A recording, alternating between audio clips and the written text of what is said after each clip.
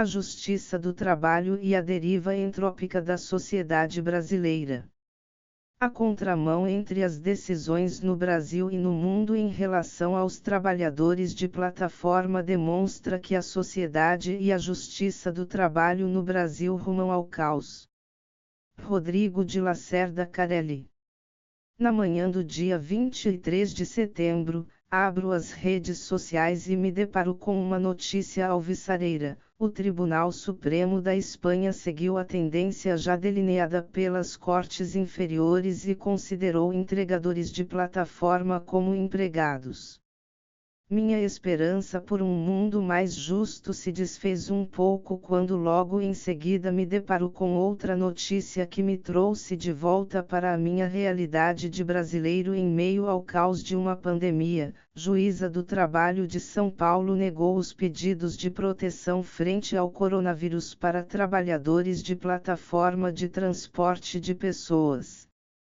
A divulgação no mesmo dia, quase que de forma simultânea, de duas decisões tão dispares, tanto em relação à percepção da realidade enfrentada pelos trabalhadores em plataforma, quanto pelo entendimento do que significa o direito e justiça, em especial a do trabalho, me faz questionar se a justiça do trabalho está em uma deriva um tanto perigosa, afastando-se de seu design original.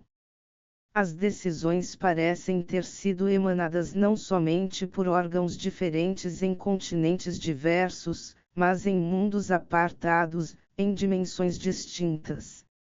A decisão do Tribunal Supremo Espanhol seguiu uma tendência já delineada pelo seu equivalente francês, a Corte de Cassação da França, de que há o vínculo empregatício entre trabalhadores de plataformas e as empresas que exploram o serviço. No caso concreto espanhol, estava sendo julgada a relação entre um entregador e a empresa Glovo. O tribunal entendeu, em consonância com o que a jurisprudência da Corte de Justiça da Comunidade Europeia decidiu em relação à Uber, que a plataforma não é uma mera intermediária na contratação de serviços entre comércios e entregadores, mas sim que é uma empresa de mensageria e entregas, que fixa as condições essenciais para a prestação desses serviços. Para realizar seu negócio, ela contrata entregadores que não dispõem de organização empresarial própria e autônoma, e que prestam serviços inseridos na organização de trabalho do empregador. Foram identificados como existentes os elementos da relação de emprego, em especial a dependência e o trabalho por conta alheia. A questão, assim, chega praticamente ao fim na Espanha, que deve proximamente regular a situação na forma já modelada pela jurisprudência firmada, sendo que os trabalhadores receberão a proteção do direito do trabalho a eles devida como empregados que são.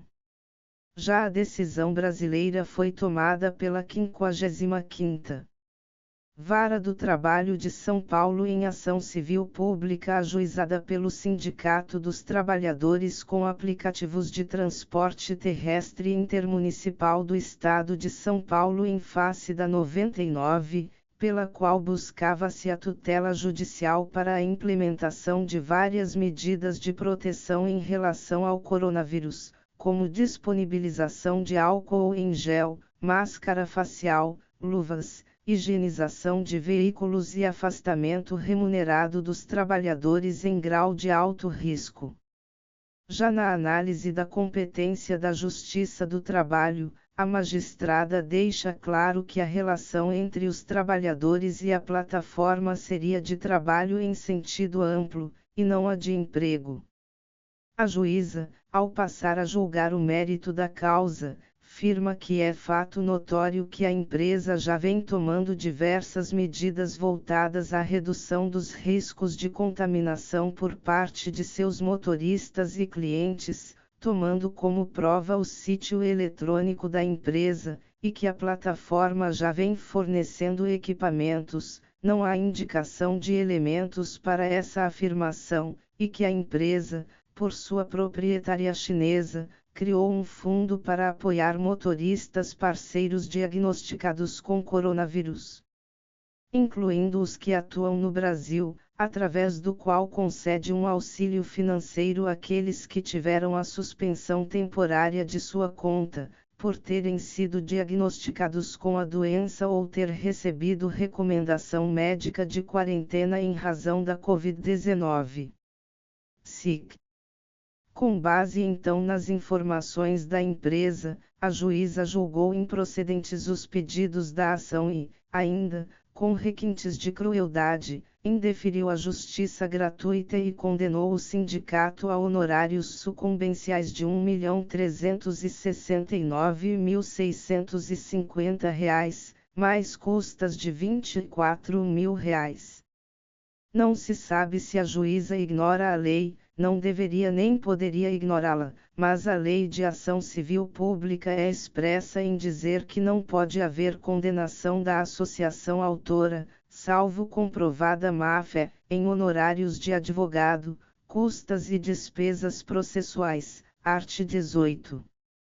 Ou seja, a crueldade advém da ilegalidade patente de uma decisão que obviamente inviabiliza economicamente para sempre o sindicato de formação recente.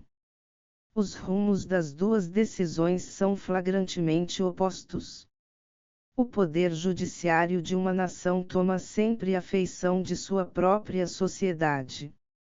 A Espanha toma a via da civilização, do mundo dos direitos, recompondo uma vida em comunidade que se desajustou e colocou cidadãos sem os direitos devidos. O Brasil toma a via do caos e da destruição, da morte e da desproteção, deixando os trabalhadores à míngua, dependentes de sua própria sorte ou do que as empresas prometerem em seus sites de internet. A Espanha volta a considerar os trabalhadores como sujeitos de direito, enquanto no Brasil os sujeitos são despidos de seus direitos mais básicos, que são a saúde e a vida. A segunda lei da termodinâmica afirma que a entropia tende a crescer com o tempo em sistemas isolados. Ou seja, o mundo tende a se desorganizar e se direcionar para o caos. A negentropia, por seu lado, é um conceito da biologia que verifica que dentro de determinados sistemas, como por exemplo corpos de seres vivos, há um grau de equilíbrio e desenvolvimento organizacional que controla a tendência de entropia, ou seja, de caos, como por exemplo a manutenção da temperatura corporal estável, mesmo com oscilação de temperatura no exterior. A nossa sociedade está em um processo acelerado e descontrolado de entropia, multiplicando-se o caos em todas as áreas, justamente pela falta de esforço negentrópico ambiental, de saúde, de educação, etc. A justiça do trabalho, deixando a sociedade agir sem limites, não serve como elemento negentrópico, que é justamente o objetivo principal para o qual foi desenhada, necessário para manter um nível mínimo de ordem nas relações de trabalho e, consequentemente, na sociedade brasileira. Já a justiça espanhola, em esforço negentrópico, tenta restaurar o equilíbrio da vida em sociedade na Espanha, afastando ou impedindo a expansão do caos. A tendência inercial é o caos. Há necessidade premente que as instituições brasileiras voltem a servir como elementos negentrópicos, sob pena de não sobrar mais nada em pouco tempo. E isso, mais do que nunca, se aplica à justiça do trabalho. Espero poder voltar a abrir as redes sociais pelas manhãs e ler que as instituições brasileiras, em especial a Justiça do Trabalho, estão a serviço do equilíbrio, e não do caos em nossa surrada sociedade.